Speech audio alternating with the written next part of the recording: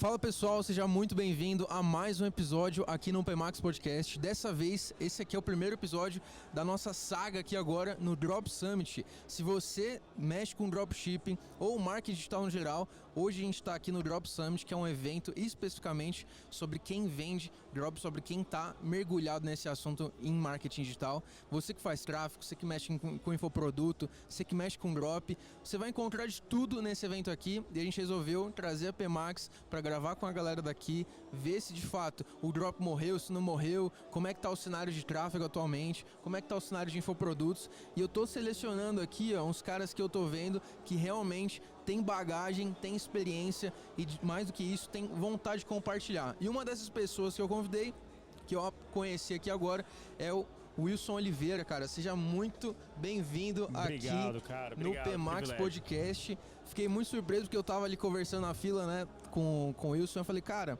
e aí, você tá com o mesmo problema que eu e tal? Ele falou, pô, não, tenho 17 anos de bagagem aí no marketing digital. Eu falei, caramba, é diferente encontrar alguém que de fato tá há tanto tempo fazendo isso, cara. Me fala um pouquinho quem é você, se apresenta pro pessoal, fala um pouquinho o que você tá fazendo, só pra galera ter um contexto, cara. Pô, bacana. Will, primeiro, obrigado pelo convite. Acho que sempre falar de negócio, de experiência, compartilhar, cara, todo mundo cresce. Isso aí eu gosto de conversar, eu falo pra caramba também, né, meu? Então, acho que podcast pra mim é uma coisa que acaba unindo o útil ao agradável. Mas, cara, a empresa começou há 17 anos atrás, né? Lá em 2009. Na época, a gente pegou a transição da internet, né? Do pessoal 17 anos atrás não tinha tráfego naquela época, não tinha nada, cara, assim dessa forma. Não existia o nome tráfego, nada. Na verdade, a gente pegou a transição da galera que anunciava, por exemplo, lista, OESP, amarelinhas, né, aqueles guias que o meu ex-sócio era vendedor dessas listas e ele que teve a sacada de criar a empresa, uma estrutura para vender site e anunciar no Google. Foi bem no começo, você fazia R$100, você faturava 200 mil no Google. Era outra pegada, né? E aí, conforme as coisas foram evoluindo, o mercado foi crescendo, o marketing digital começou a acontecer, naquela época nem tinha esse nome, né? E aí a gente começou a ir plugando outros serviços. Hoje, o que a gente se propõe a fazer é marketing de performance, que é basicamente estruturar o processo de vendas, desde a ponta do marketing, na geração de demanda, até a recepção desse lead, conversão e gerar previsibilidade de faturamento. Como que você se posiciona hoje? O que você faz especificamente? Do tipo, você faz estruturação comercial, você mexe com tráfego, tu mexe com drop? Fala pro pessoal mais ou menos exatamente o que você faz. Cara, hoje a gente é uma agência 360 graus que entra dentro do processo de estruturação comercial do cliente. Então, além de gerar demanda por meio do marketing, a gente entra também para estruturar o comercial e ajudar a ter mais previsibilidade e também tirar mais suco aí dessa laranja, né? Às vezes a quantidade de leads, ela é mal aproveitada. Então a gente olha para esse lado B do processo, que normalmente a agência fica só na geração de leads. Cara, eu vou te fazer a pergunta mais, como é que eu posso dizer? Contundente possível, cara. Diga. Para a empresa, não é mais eficiente ela desenvolver um time interno do que ela contratar uma agência, velho? Cara, depende. Essa pergunta eu ouço muito, mas depende do teu momento, do teu perfil.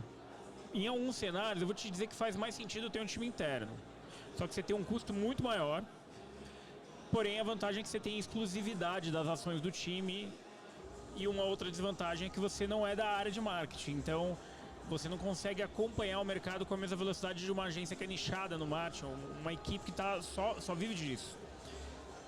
Você pode ter uma agência, aí você perde um pouco da exclusividade, a agência atende outros clientes, a não ser que você tenha uma equipe exclusiva e o custo também não...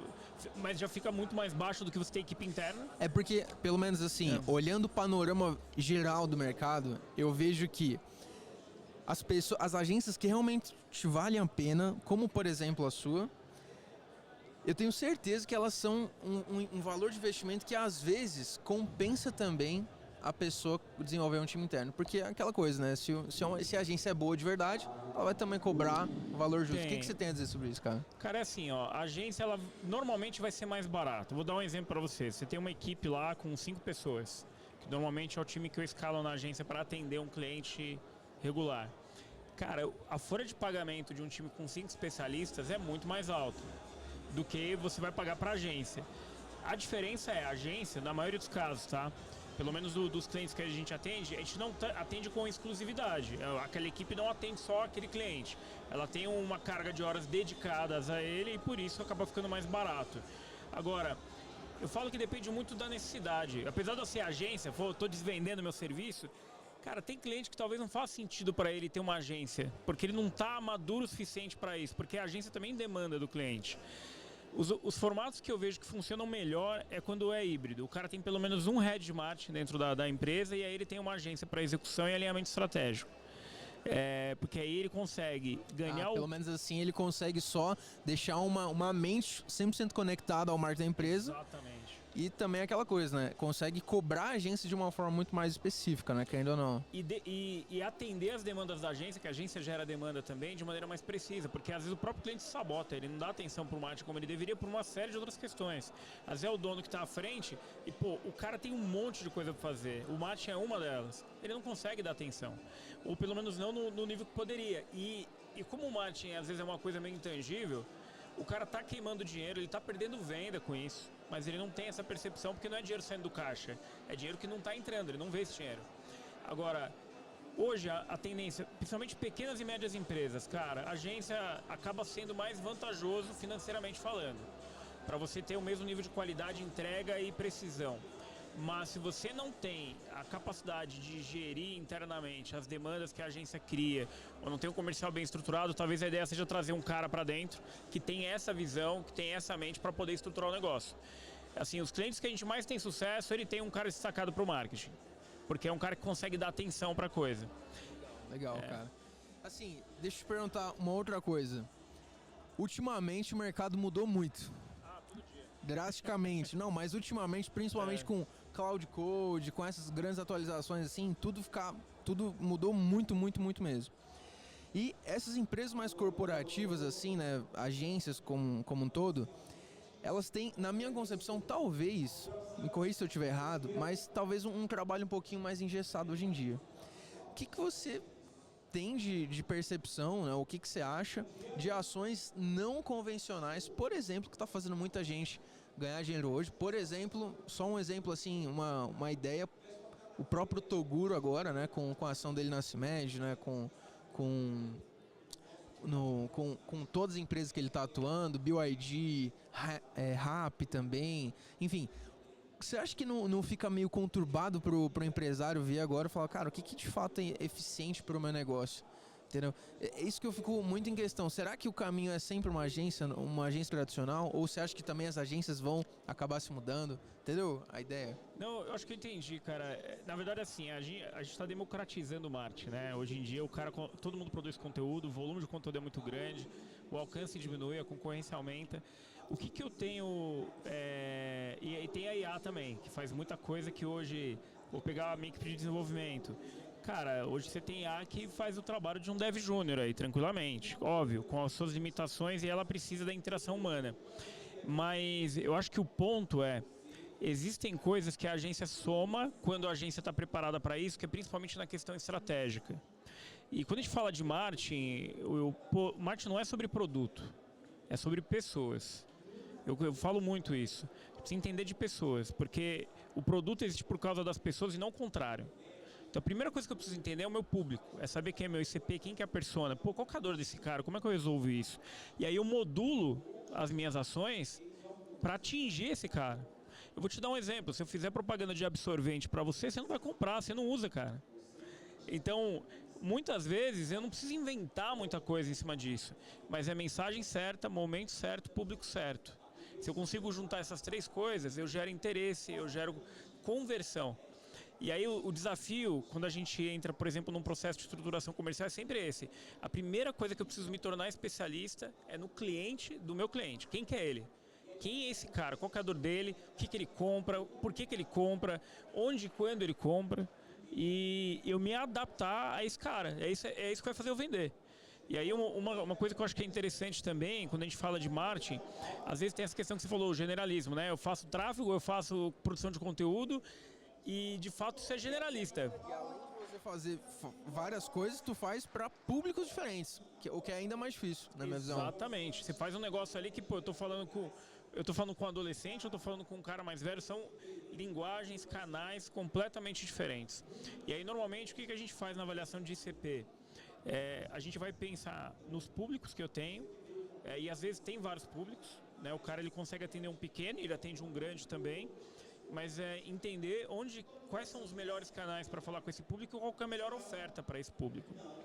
Uma das coisas que eu acho que vale muito a pena, né? Quando a gente fala de generalista, normalmente é aquele cara que o meu produto é esse, é Casas Bahia, né? Mal comparando. Eu entrego isso aqui, vê se cabe lá na sua casa e você compra, você vai montar conforme está aqui. O marketing está indo para um caminho hoje, para ser eficiente, ele precisa cada vez mais de personalização. A IA já vai trazer isso. Eu acho que no futuro, cara, a gente hoje faz a personalização por público. Eu acho que lá no futuro eu vou conseguir falar teu nome no meu anúncio.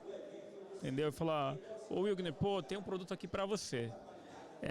Eu vou personalizar um determinado ponto que eu estou falando com aquele cara, porque eu já tenho os dados dele, e dado é dinheiro, dado hoje é uma dos ativos mais valiosos. Pra você ter noção, eu acho que se você fizer a estrutura correta, eu acho que talvez até não seja tão difícil você fazer um negócio desse hoje, cara. Você já tem muita coisa que você faz. Você tem a base interna, né? Por exemplo, só uma ideia assim, se você tem uma central de relacionamento, uma base de clientes muito grande, você consegue setorizar por nome, você pode pedir para uma IA, por exemplo, já criar um anúncio com um gancho, por exemplo, né? Isso automaticamente. Depois você pode pedir para ela subir uma campanha automaticamente para cada coisa, né? Cara, não vai sem time, mas uma maneira. É isso, e na verdade o ponto gira em torno de quem você quer atender. Dentro da agência, a gente tem uns treinamentos lá internamente, principalmente quando o pessoal entrar novo, né, eu perguntei o que a gente vende aqui dentro. Aí normalmente a resposta dos caras é assim, né?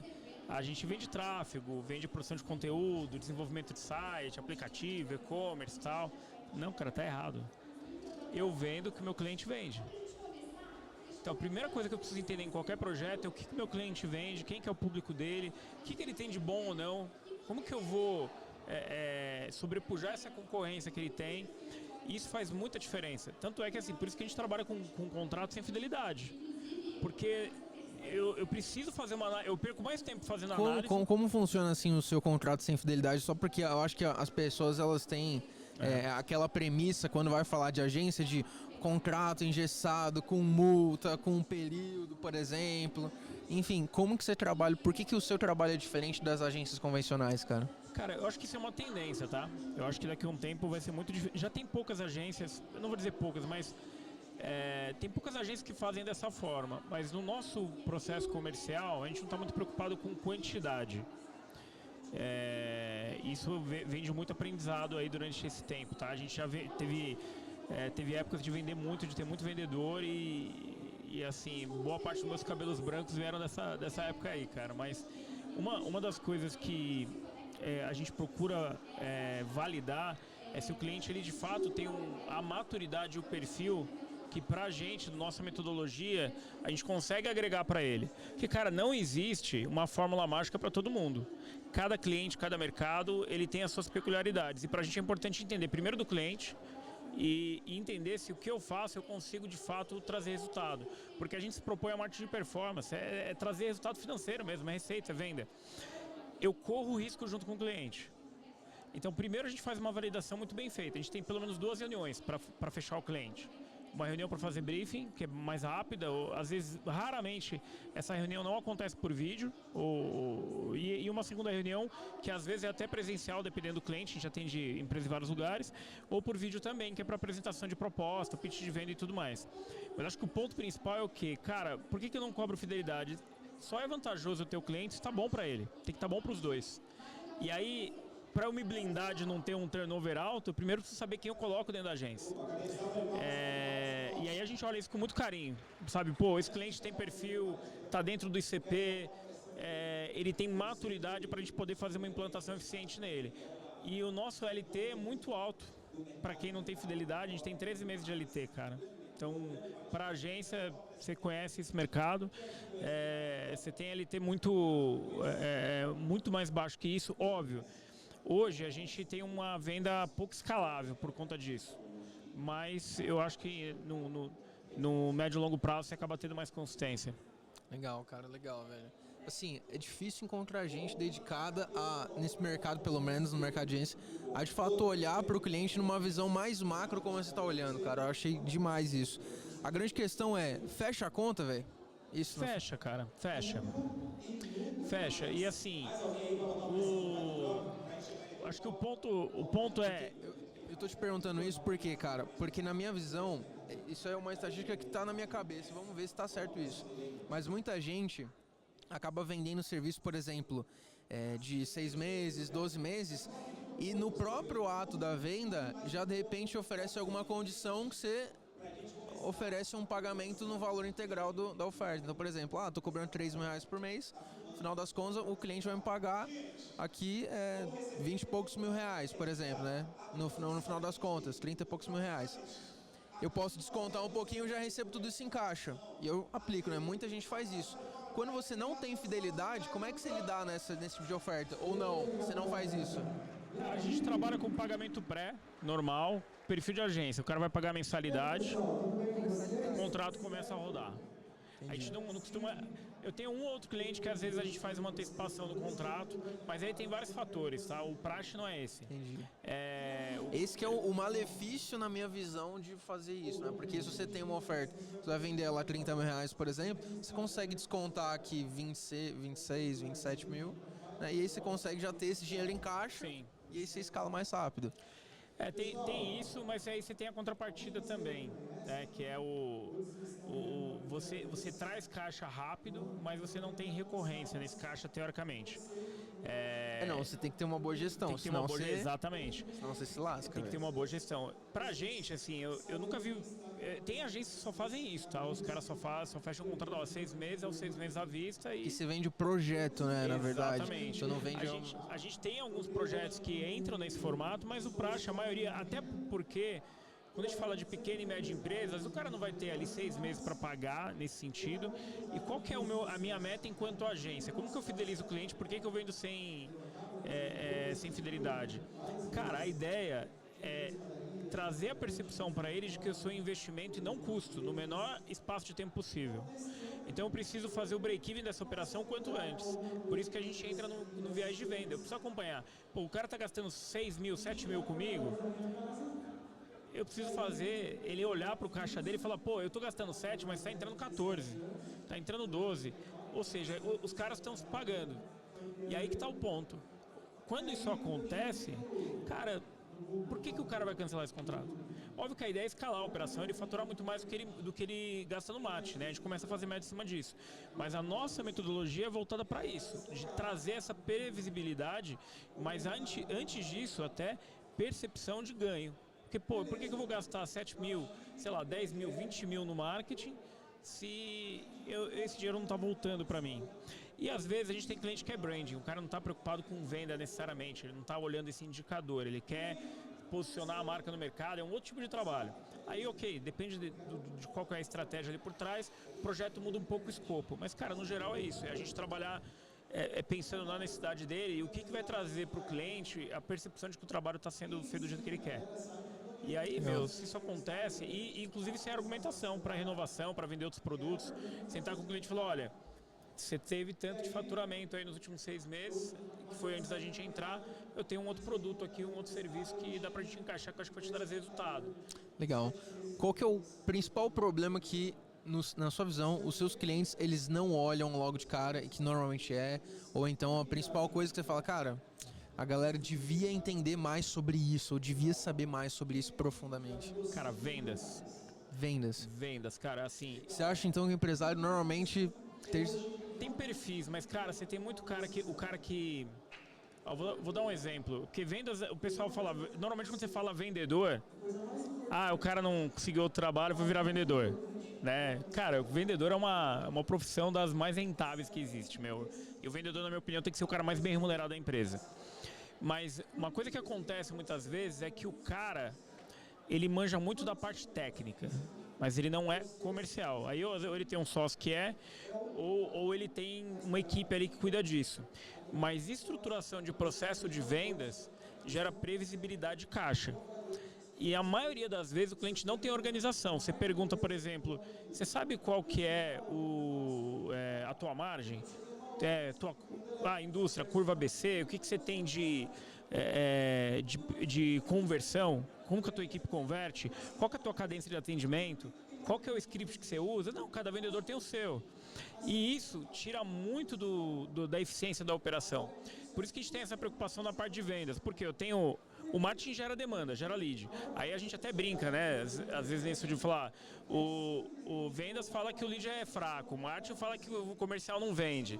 E às vezes o problema não é nenhum nem outro, é questão de organizar a casa mesmo, né? Eu tenho um meio de campo que está desorganizado, a bola não chega no atacante, o atacante não faz gol, mas a bola não está chegando, mas o meio de campo também não recebe.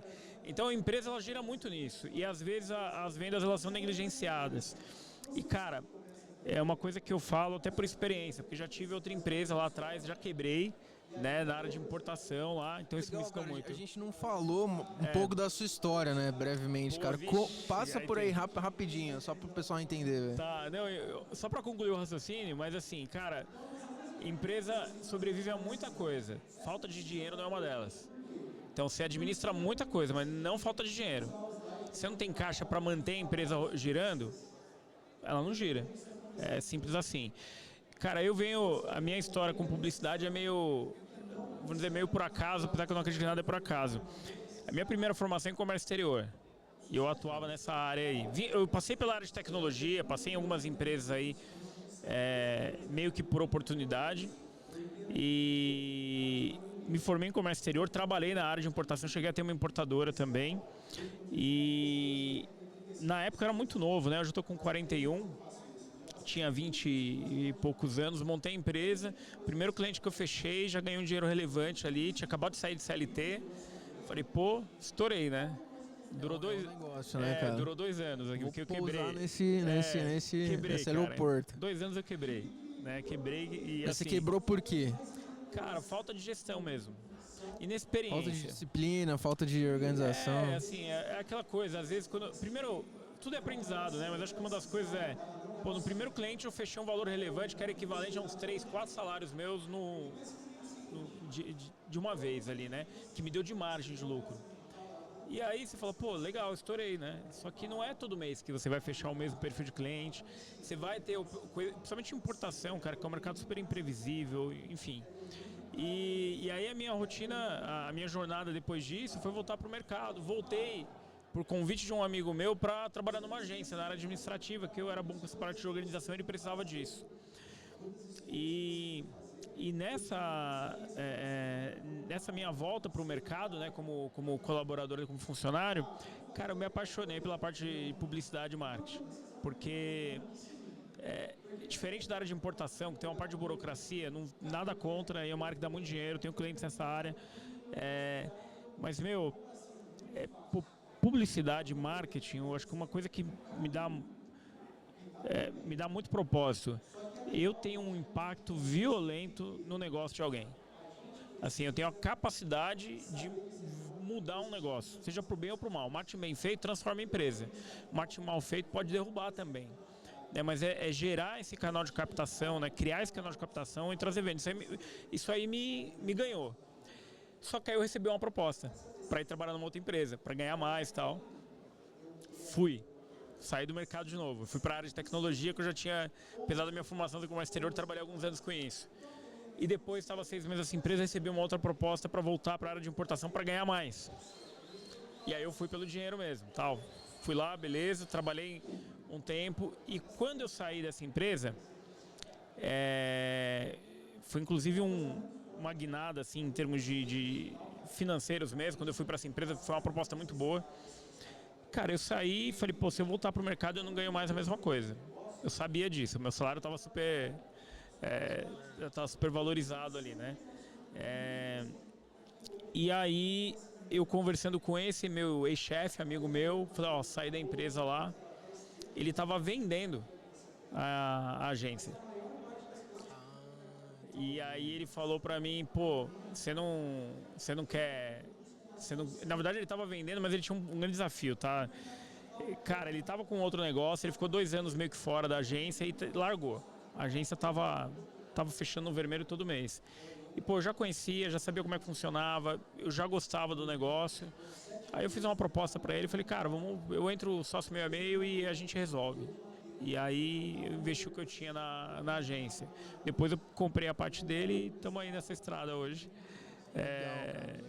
Você já pegou o negócio andando então, cara? Quando eu peguei, cara, sendo bem sincero, o primeiro dia eu precisei tirar dinheiro do bolso para fechar as contas ali. A agência estava quebrada mesmo, mas porque ele abandonou, ele não queria mais. Ele tinha perdido já o ímpeto ali, sabe? O tesão mesmo de trabalhar no negócio. Ele estava mexendo com outras coisas. Depois que ele vendeu a parte dele, inclusive, ele foi para Inglaterra, tá morando lá até hoje, tá bem. Mas eu me apaixonei por esse mercado, cara. E depois, óbvio, né? A gente começa sozinho, é mais fácil de você implementar algumas coisas, algumas visões que eu já tinha pro negócio. Aí de lá pra cá, a gente, cara, o crescimento foi de aproximadamente aí talvez 300, 400% mais ou menos. Bastante coisa, né? Nesses últimos anos aí. Então, o mercado mudou bastante, né?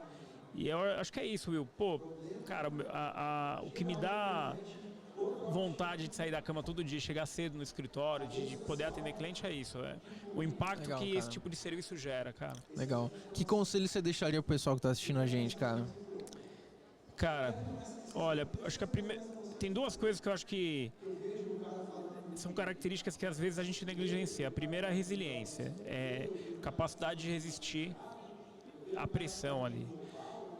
Empreender no Brasil, qualquer cara que quando você diz isso, na verdade é capaz de resistir a dívidas, contas. Tudo, cara, é pressão. Tudo é pressão, né? Relacionamento, tudo, cara, né, cara? Tudo. Eu gosto muito de esporte, cara. Gosto muito de esporte. Recentemente eu voltei pro jiu-jitsu, que é um esporte que eu gosto, mas sou iniciante, tá? E o legal quando você é iniciante, você apanha de todo mundo. É de velho, novo, tal. É bacana, cara. Você aprende a ser muito humilde, entendeu? Você apanha de cara menor, de cara maior, não importa. Eu brinco disso de apanhar, né? Não é só apanhar, mas assim, uma coisa que o jiu-jitsu ensina é suportar a pressão. Né? Você tá ali numa luta ali, alguma coisa, vai ter momentos de dificuldade, mas quem se descontrola mental, emocionalmente é quem perde normalmente. Mesmo que tá difícil. E não é muito diferente empreendendo na vida, relacionamento, que você falou, casamento, tudo.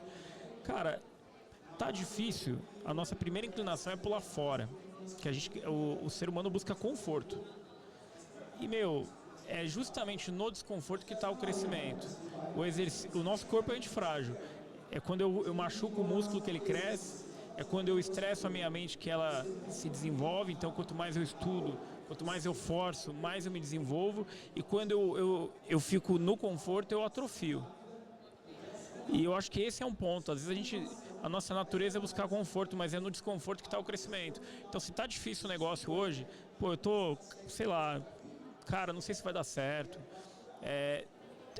Eu acho que é questão de corrigir o método, talvez corrigir o que eu estou fazendo, né? A rota, a intensidade, entender onde eu estou errando. E aí eu acho que é importante, esse é o segundo ponto que eu diria, é a gente se cercar de pessoas que podem somar, de buscar mentores também. Eu tenho buscado fazer isso. Pô, galera que já está em outro nível. E pô, o que esse cara faz? Como que ele faz, sabe? E resistir, cara. Hoje pode estar difícil, mas amanhã é melhor. E a diferença, às vezes, de um dia ruim para um bom, são detalhes ali, né? Eu acho que é isso.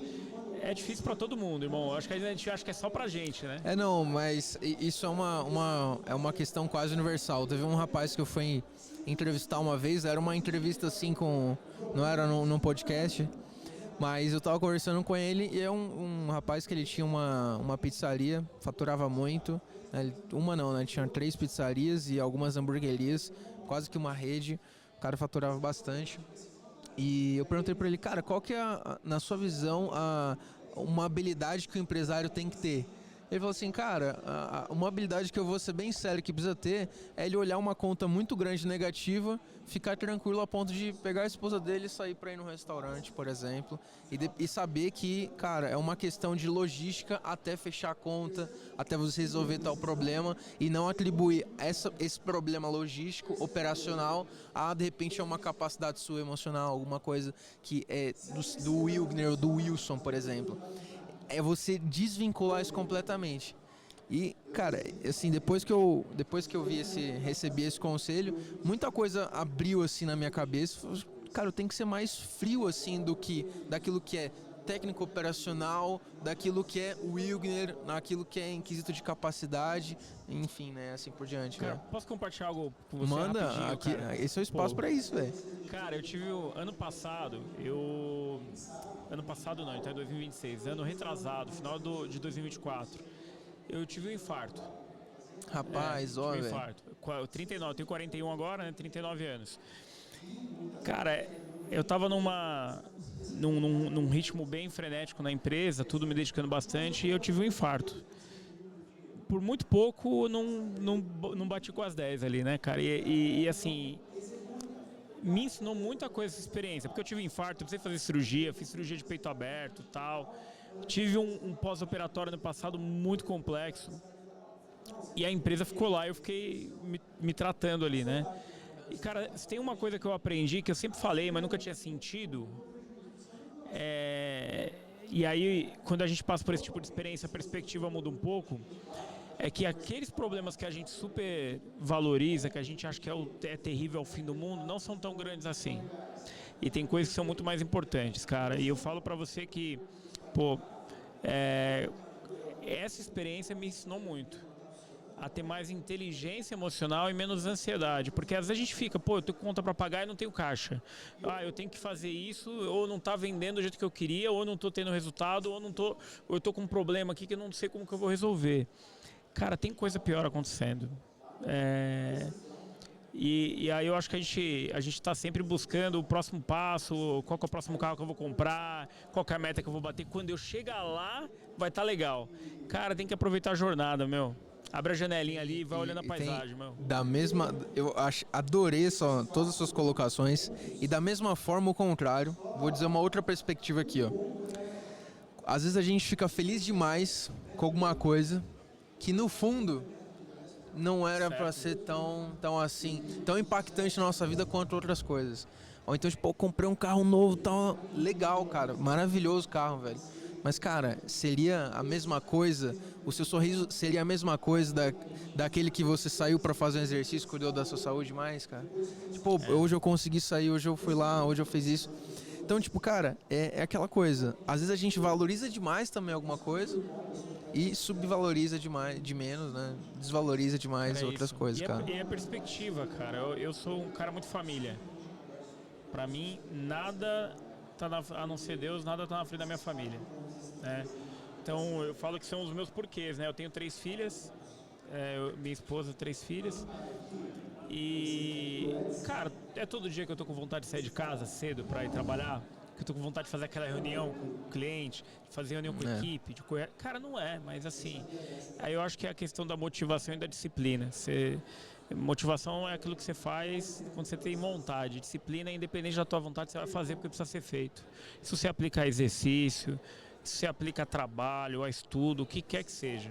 Legal, velho. E eu acho que isso aí é a diferença, cara. É o desconforto que traz o crescimento, sabe? E eu não sou perfeito nisso, mas uma das coisas que eu tenho visto é que toda vez que eu consigo me colocar nessa situação de ter disciplina e não ficar me apegando muito se eu tô com vontade ou não de fazer, é onde eu mais cresço, mais tenho resultado. Legal, cara. Assim, só pra gente finalizar agora com o contexto do drop, você acha que o dropshipping morreu? Cara, acho que não. Eu acho que ele vai passando por fases aí, né? Hoje ele está muito difundido e pelo contrário, cara, na verdade o dropping vende muito ainda. Até marketplace, hoje você trabalha com dropping, coisa que antes você não via, né? E hoje você tem muitas empresas no Brasil já trabalhando no dropping. Então o cara não precisa fazer um dropping direto da China. E essas empresas trazem uma qualidade de entrega boa, que é um dos desafios do dropping, é o prazo de entrega. O cara não está disposto a esperar 1, 2 meses para receber um produto. E hoje você já tem isso. As pessoas parecem que estão precisando das coisas muito em cima da hora também, né, cara? Eu acho que isso, mas isso é um mal. Cara, eu acho que a gente já vive numa era que as coisas são muito rápidas, né? Eu brinco com isso, que falo, pô, minhas filhas, se eu falo, olha, tal informação, dou uma situação para elas já entram no celular e vão olhar para ver se é aquilo mesmo. Ou se elas ficam com dúvida, ela entra no celular, vai no Google, pesquisa e já traz. Hoje é na IA, no ChatGPT. Na época que eu era moleque, se eu queria aprender sobre alguma coisa, ou ia na biblioteca, ou ia ver uma Barça lá da vida, uma enciclopédia aí. Você é mais novo que eu acho que isso aí deve ter foto preto e branco lá, não é tão velho assim, mas tem algumas coisas nesse sentido. E, cara, esse imediatismo acho que mexe muito. Eu não preciso esperar para assistir o episódio do programa que eu gosto. Eu tenho no stream e eu ponho a hora que eu quiser. O trecho que você quiser ainda. O trecho que você quiser, você volta. Exatamente. Eu acho que isso é uma coisa boa, mas mal dosada traz isso. Mas isso também influencia o comportamento de compra. Então, por exemplo, eu vejo que o drop, um dos desafios antigamente era prazo de entrega. Que hoje isso já não tem sido um desafio tão grande, porque você ou trabalha com exclusividade ou trabalha com adequação de oferta. Se você tem um produto que só você tem, a condição e o preço é você que dá. Então, se vai demorar, se o cara quer, ele vai esperar. Se está mais caro e o cara quer, ele vai pagar. Agora, quando você concorre com outros, aí entrega, preço, entra na jogada como diferencial de mercado. E as empresas já se ligaram nisso, né? Hoje tem muita empresa que faz isso, que dá uma entrega mais rápida, que entrega o drop legal. Você tem muita oferta de produto, mas você também, ao mesmo tempo, tem muita concorrência. Tem muita gente oferecendo a mesma coisa. E eu acho que é aí que está o caminho. É como você vai se posicionar no mercado para fazer diferença se o seu drop vai ter sucesso ou não. Legal. O cara que tem sucesso hoje no drop, do cara que não tem, qual que pra você é a grande diferença, velho? Cara, eu acho que está muito na questão de estratégia de mercado, de oferta. De conhecer o teu público e oferecer para ele do jeito que ele quer. Eu vou te dar um exemplo. Se para você, essa caneca aqui, a principal dor que ela resolve é que ela não deixa a tua bebida esfriar, eu falar que ela é branca, que ela é de porcelana, não agrega valor na minha venda. Agora, se eu falar que ela entrega exatamente o que você busca, isso faz diferença. E aí você vai ter uma série de ofertas, mas aquela oferta que se adequa melhor à necessidade, à dor e à percepção do cliente é que vende. Então eu posso ter um produto, isso é muito comum em marketplace, é o mesmo produto em vários valores com várias ofertas. Aí o cara ele vai olhar quantos já compraram, porque isso também é um diferencial de venda, que ele vê que é um fornecedor confiável. Ele começa a olhar as avaliações daquele produto e a boneca do anúncio, que é como o anúncio está formatado ali dentro do marketplace. Isso já faz diferença na decisão de compra. Às vezes o teu produto está, sei lá, 5, 10, 20 reais mais caro, mas ele compra porque é aquele que parece mais confiável do que o outro, apesar de ser o mesmo produto. Então, eu acho que é muito isso, é estratégia por meio da oferta. E aí entra de novo naquilo que eu falei, cara, é conhecer teu público. O que teu público busca? Mas meu público é muito misto. Então, você tem que fazer um anúncio que vai atingir a maioria desse público. Quem fala com todo mundo não fala com ninguém. Eu acho que esse é um ponto, é nichar o teu anúncio, tentar segmentar e personalizar o máximo possível. Legal. E, cara, Wilson, prazerzaço, velho. Prazer, meu. Foi muito bom, velho, ter você aqui, conversar um pouquinho. E, cara, tá mais convidado pra gente repetir isso aqui em algum outro momento. Pô, claro. Você é de onde? A gente só não perguntou isso. Cara, a gente tá na Granja Viana e tem um site também em São Paulo. Legal. Então, qual que é o seu Instagram pro pessoal também chegar lá? Ó, o meu pessoal é will.oliveira.72 e o da agência é Cluster Media _ Publicidade. Segue lá, se quer bater um papo, tirar alguma dúvida, fala com a gente lá. Legal, se você quer entender um pouquinho melhor como deixar a engrenagem ali com um pouquinho mais de óleo, rodando liso, esse aqui é o cara, entra lá no Instagram dele. Repete o Instagram. Cluster Media _ Publicidade. Legal. Cluster com 2 T's, tá? Legal. Segue ele lá no Instagram, em todas as redes. Também segue a gente, PMax Podcast em todas as redes. E o Wilgner Marcelo também pode me seguir lá. Gente, obrigado. Esse aqui foi o primeiro episódio aqui do Drop Summit. Vai ter muita gente sentando aqui nessa mesa ao longo desses 2 dias de eventos. Você tá mais do que convidado. Não sei se tem ingresso ainda vendendo, mas se você estiver pela região, tá mais do que convidado para aparecer aqui. E tamo junto, cara. Até a próxima. Fui!